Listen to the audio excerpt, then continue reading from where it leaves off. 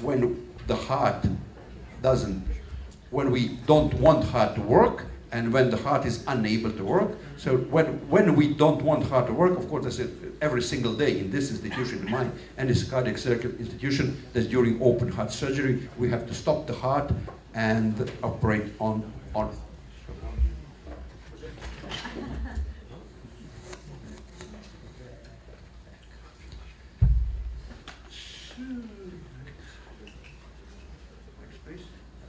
Go.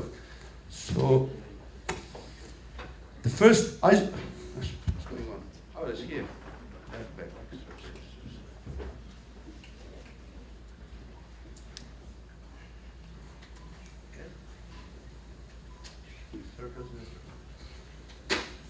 During open heart surgery.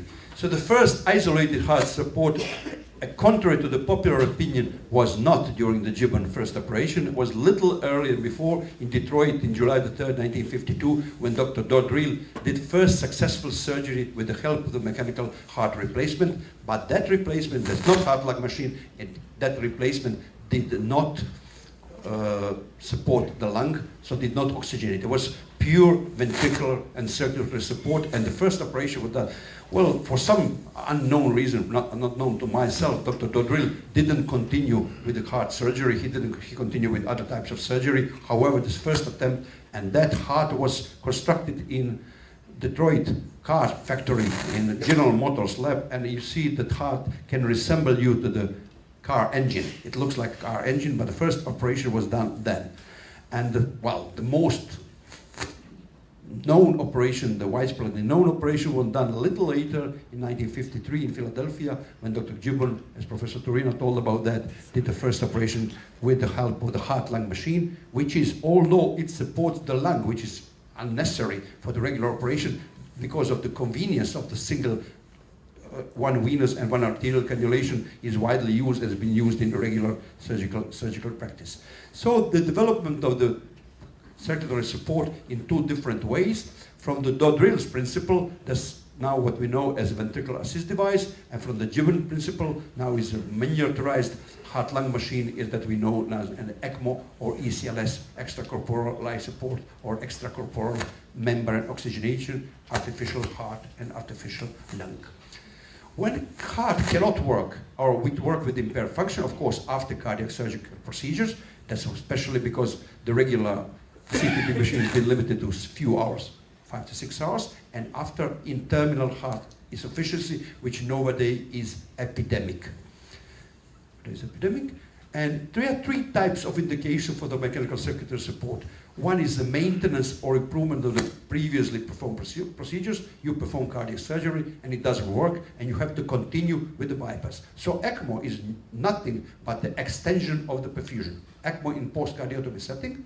Then preparation or stabilization patient was something. Other procedure, when you have a patient in terminal heart failure, then you prepare patient who otherwise would die to the transplantation, and then you bridge patient to something else.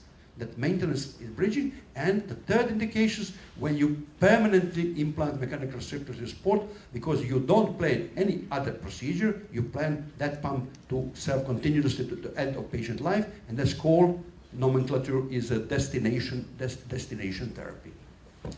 So you can have a circulatory support, that's usually a ventricular assist device, can be put on the left side, or the right side, or both sides. You can have a respiratory support, that's called ECMO, and the circulatory and respiratory support, that's the same machine, that's a miniaturized CPB machine, but it's just nomenclature, just from the nomenclature point of view, is called extracorporeal life support. Life more because it's circulatory support as well. ECMO, and red supports has been on Gibbon principle, and the yellow has been on Dodrill's, based on Dodrill's principle. And of course, according to implant type, can be implantable inside the body or extracorporeal, and during the duration of support can be short-term or long-term. Of course, that's a matter of definition. Usually days to weeks, maybe 2 months is short in the immediate term, months to years is a long-term support. But that's of course up to how we define what's short and what's long. And some basic parts of pump, of course, is a pump chamber. There's an active driving part. There's a routing blood technology, that means valves, and then oxygenator with or without in case of Gibbon principle of ECLS. And of course, so let's start with the most common and most widely known mechanical circuitry support. That's the intra-aortic balloon pump. At the left side, you can see famous brothers Kantrowitz with their model of artificial heart, which didn't come to life. However, what did come to life is the balloon, intra-aortic balloon pump. This intra-aortic balloon, which inflating and deflating, it delivers energy to the circulatory system. And of course, in IBP, pump chamber is aorta per se. Active dry part is a balloon, and routing blood technology is spontaneous. The blood flow goes up to the aortic valve and down to kidneys and to other splanchnic vessels. So now see the Liotta Cooley, the first artificial heart, was implanted in 1969. As early as 1969 in the Texas Heart Institute, and was used as a successful, very successful bridge, although short, 24 hours bridge to transplant. Pump chamber is plastic, active dry part is compressed, air compressed membrane that moves, and routing blood technologies like in native heart is artificial valves. So that's a kind of historic heart that worked and that helped somebody to survive terminal heart failure in Texas Heart. That's a kind of paracorporal pulsatile pump, Thoratec or PS Donaghy or Penn State, several names for them, which not in use any longer, it's become obsolete. And the pump chamber is, of course, plastic chamber, active dry plastic compressed membranes, and routing blood technology, again, artificial valves. However, ventricles, unlike in artificial heart, ventricles are separated, so you can use at the left side, at the right side, or the both sides is in biventricular settings. However, and of course, there are two types of technology, how blood is driven from the pump to the system, to the organism. One is volume displacement pumps, they're usually pneumatic, and then another is a continuous flow pump, usually electric. And continuous flow can be centrifugal and can be based on the Archimedes screw. So a little more boring technical details. However, all those types of pumps, they deliver energy, but they pump blood to the organism. ECMO is a pump, usually a circulatory pump, usually not displacement, but continuous flow or centrifugal pump with oxygenator, with or without venous reservoir. So there's a very little, if any, difference from ECMO to the standard CPB, apart of size or longevity, however.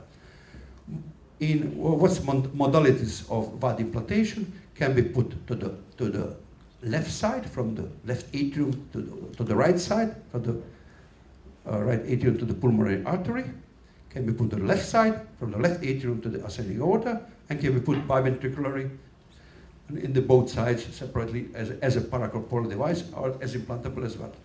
Of course, in ECLS, when you simulate circulation and oxygenation, can be put in veno-venous and veno-arterial setting, so you can drain blood from the venous system, oxygenate the blood, and pump blood back to the arterial system. So there's a veno-arterial ECMO. If you need only oxygenation, if you don't need circulatory support, you can pump blood from the venous system, oxygenate the blood, and then return blood again to the venous system. That's called veno-venous ECMO. Again, that's a CPB machine. As I said, volume displacement pumps at the right side is a blueprint of the Dodril pump, or the Dodril machine that's been based on the Dodril principle. There's a displacement chamber, there's active driving part, and there's a driving engine, which is pneumatic air. So at the left side, you can see Thoratec paracorporal ventricular assist device, not obsolete, not longer in use. So you can pump in any setting, left side, right side, both sides, whatever you can do. You can support separately left or right side of the heart. For volume displacement pump, they unload the heart completely. They are more physiologic. They deliver pulsatile flow, and they comply to the Frank Starling principle, which is one of the main principles in circulatory physiology. So once they full, they empty completely, deliver, and then wait again to be full, like a regular chamber of the heart. Against them, of course, they have volume. As they are displacement pump, they have displacement, something to displace. So they have volume. So sometimes they are hard to fit into chest, it's a small chest, into limited space. If reduced size, aiming to facilitate implantation into the chest, then frequency or inertia may cause a problem. So there's a problem of how to deliver enough blood to the limited frequency. However, volume displacement pump, usually they use native heart as a blood reservoir, even the heart when it's not working, as a paracorporeal pump. You see at the left side, they use native heart as a blood reservoir. If reservoir is a part of pump, if the heart is completely removed, then this setting is called total artificial heart. There's only symbolic difference, because even in the non-functioning heart is being used as venous reservoir. In some special settings, you have to remove the whole heart and replace with two pulsatile or displacement pump. And there's Dr. of course Jarvik, who invented the first pulsatile total artificial heart. It's still in use, but in relatively small proportion of patients that need it. And of course, continuous flow pumps, that's another world, started with famous Dr. Debicki, who proved that non-physiologic, non-pulsatile flow is compatible with long-term survival. There was a great surprise, and of course, there was a great debate, or there was a great doubt whether it's possible to live without pulse. It is possible, maybe it's not that completely physiologic, it can cause some problems, but with non-pulsatile flow, hundreds, maybe thousands, tens of thousands patients all around the world, they live today with the continuous flow pumps. Of course, continuous flow pumps, they have some advantages. And the key advantage, of course, that's possible to reduce their size. Because you can easily increase the flow by increasing the rotational speed. If you need more flow, you increase the rotational speed, and you can reduce the size. Some pump rotating at 10 or 15,000 rotations per minute, and still without very many physiological consequences to the blood. So they can be very, very, very small. And of course, as small they are, they need minimal energy, and batteries are needed to be carried around. They can be small, and the lifestyle of the patient can be very, very convenient. And of course, flow is virtually not limited. Even a very small pump, size of the AA battery, can deliver flow up to 10 liters per minute. That's more than necessary for every single patient. Of course, the no pulsatile flow, that's too much to talk about that, can cause some physiological consequences, especially of the depletion of the von Willebrand factor. But the main disadvantage is a no Frank-Starling law. So there's a need for very complex control algorithm, especially if run in double ventricular setting. So there's a balance between between right and left side of the heart, which is automatic in pulsatile pump, can be manually adjusted, or very complex electronic algorithm. So that's a problem, of course. But I think that the advantages of the heart, especially small size, overshadow the disadvantages. The first one, Dr. Debicki's Micromed, it's called Micromed at the beginning, that's for now it's been Reliant. They changed the name several times.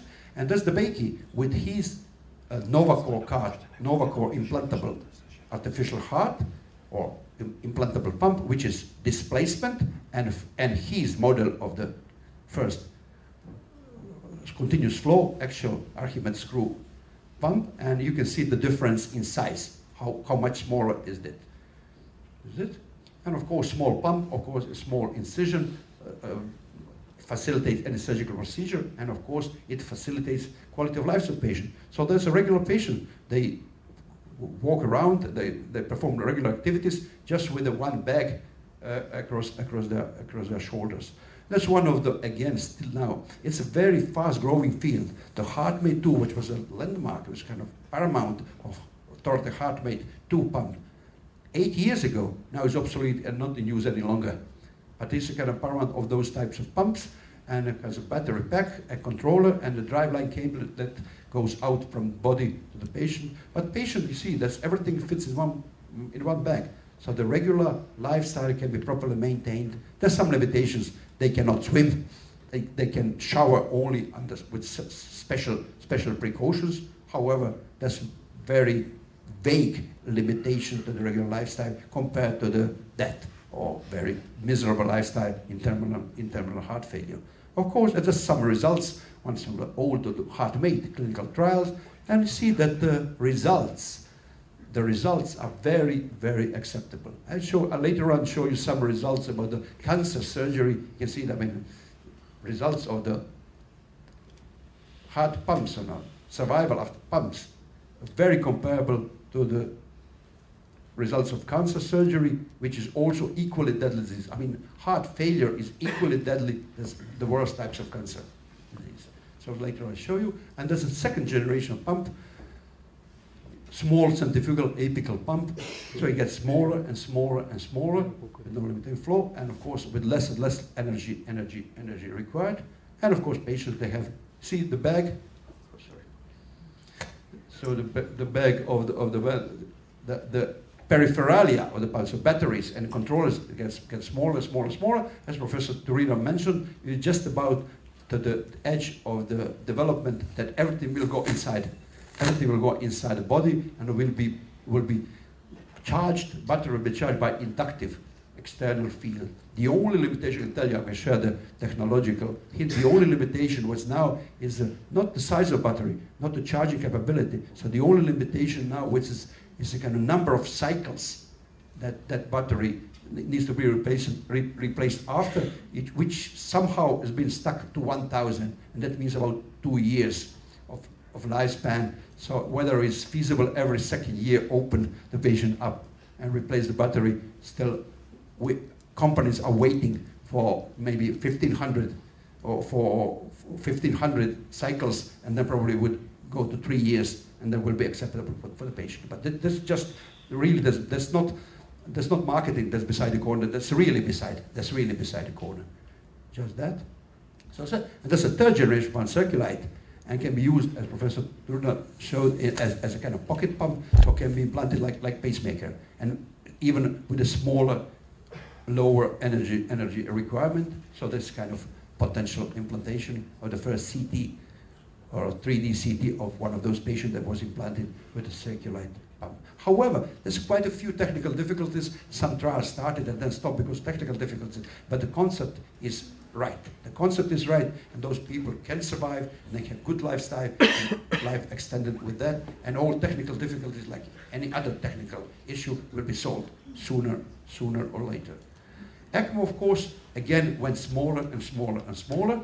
So this is the first ECMO. So first ECMO is 1971. That's extended CPB for the respiratory. That's now, this patient survived in 71, but this ECMO is everything than small. That's very big.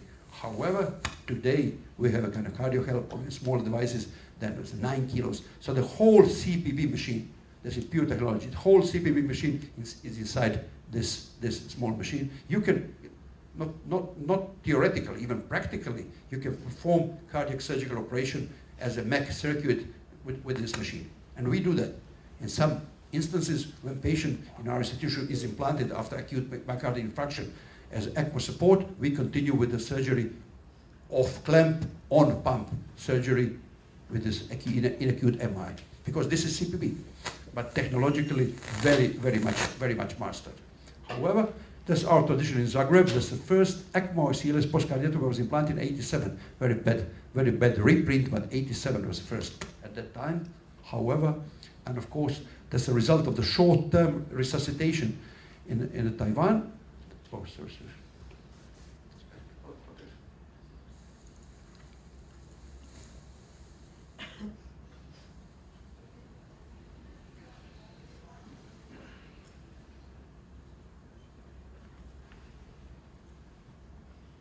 All right, yeah. There is a comparison. There's a landmark paper published in Lancet in 2008, which showed the difference between surviving patients who were resuscitated in conventional way and those who were resuscitated with the usage of ECMO as active or eCPR. And that results show that at discharge there was a huge difference in survival, which is, of course, this is something that's kind of expected. But at 1 year, those who survived after conventional resuscitation lived shorter than those who were survived with the use of ECMO, because of probably the extent of the end organ damage during resuscitation was lower with the use of active circulatory support during resuscitation. Right? So criteria of pump selection, of course, for every single program that you want to develop, especially in countries where resources are scarce. I believe in Macedonia resources are still scarce, and in Croatia resources are quite scarce as well, is the speed of allocation, invasiveness, surgical, physiological, and ratio of resource cost to price, right?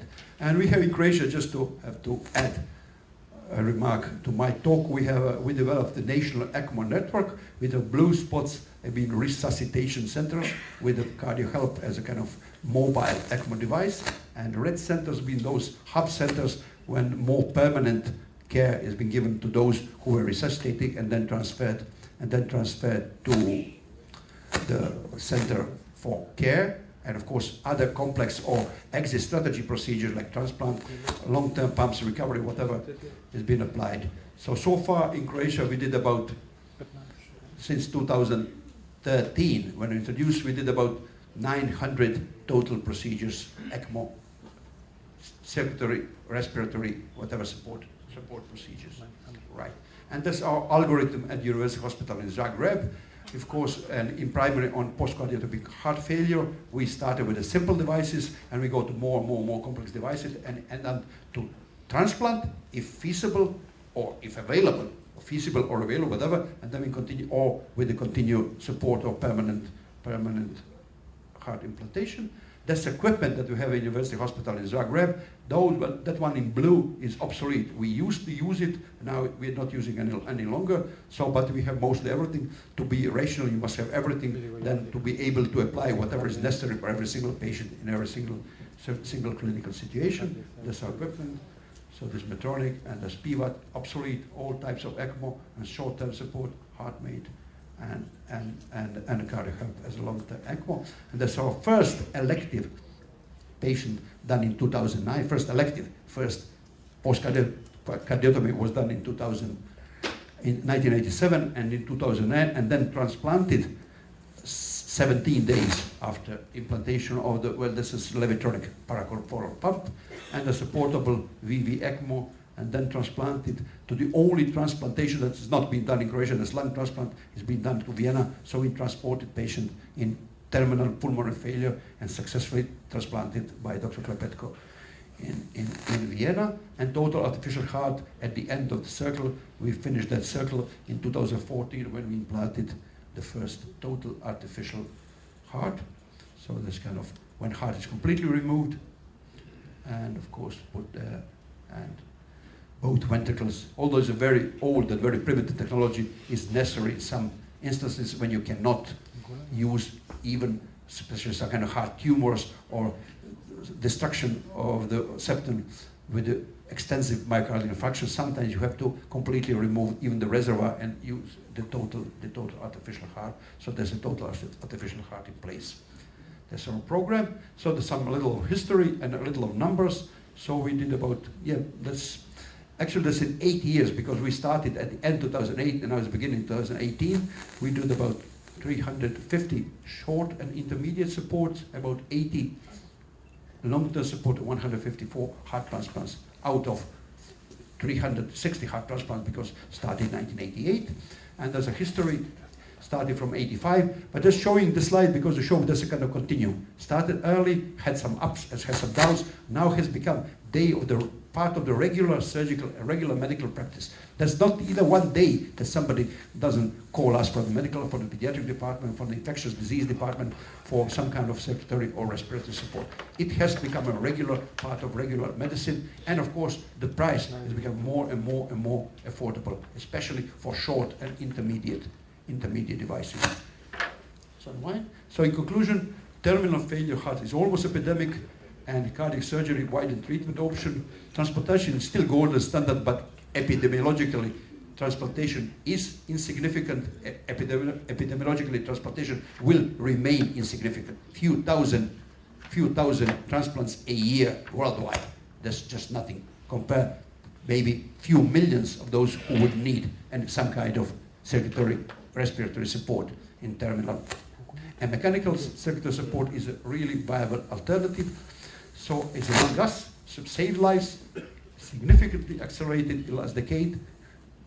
Price is going down, numbers are going up, and will be standard medical, not will be, probably wrote the slide a few years ago, is standard medical aid nowadays. mechanical circulatory support is standard medical aid. Nowadays, just about 2 slides to share with you survival after cancer surgery is about roughly about 50%, 5 years. And that's Intermax in 2011, survival after ventricular assist devices, permanent ventricular assist devices, is roughly the same. So that's a viable alternative and a viable part of the regular medical practice. Wow. Well, thank you very much for your attention.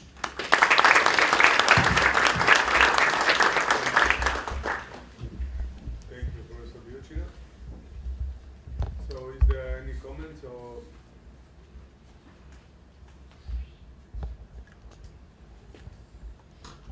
Any comments for, please?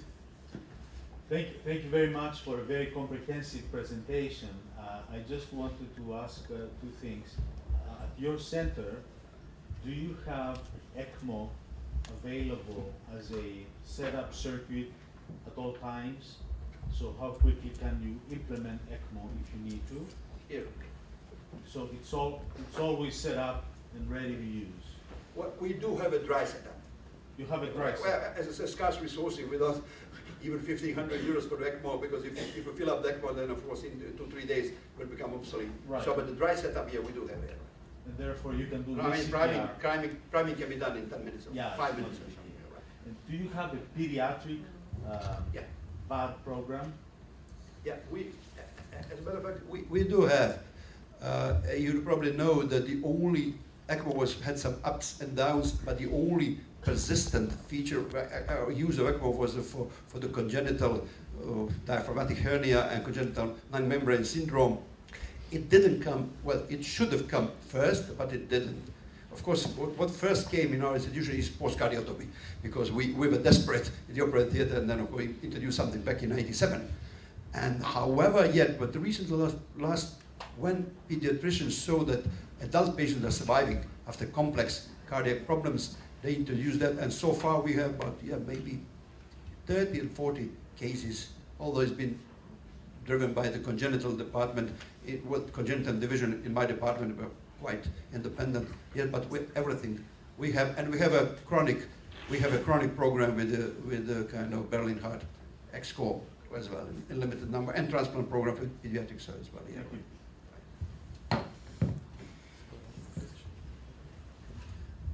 Bojan, what do you think is the future of the left ventricular assist devices? Because if you think about, we have more and more patients getting older with heart insufficiency, and there is of course a lack of donors. What do you think is the position and the future of LVADs?